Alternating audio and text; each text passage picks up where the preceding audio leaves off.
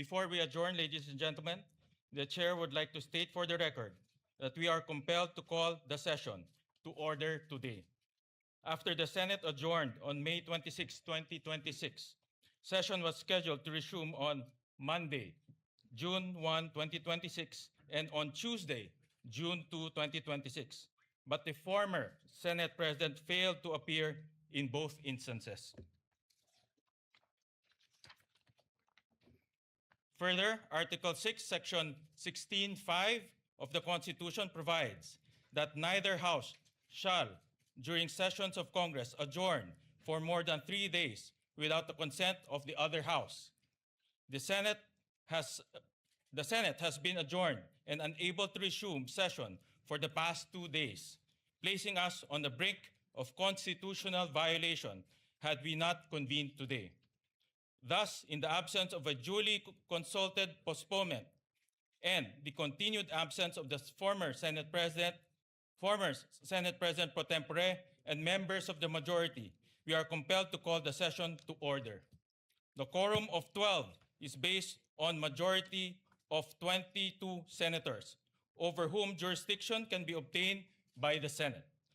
This is in full accord with the ruling of the court in Avellino versus Cuenco, that an absolute majority of 12 out of the 23 members can constitute a constitutional majority of the Senate for quorum purposes, and with precedent, specifically the May 5, 2015 session, where the quorum was based on 17 available senators, with 7 others beyond the Senate's coercive jurisdiction. Thank you. Thank you very much for the clarity, Mr. President.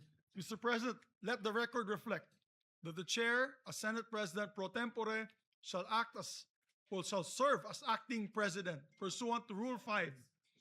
Yes. Presiding officer of the Senate pursuant to Rule 5, Section 4C and 5 of the Rules of the Senate.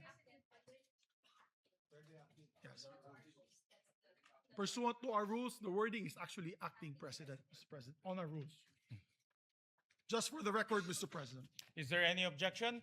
Hearing none, the motion is approved. Mr. President, I move that the President of the Republic of the Philippines and the House of Representatives be informed of the election of Senate President pro tempore and acting Senate President Sherwin Gatchalian. I so move, Mr. President. Is there any objection? Hearing none, the motion of the majority leader is hereby approved.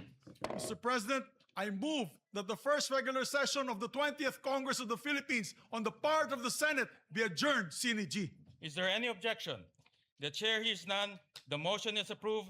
The first regular session of the 20th Congress of the Philippines on the part of the Senate is adjourned sine die.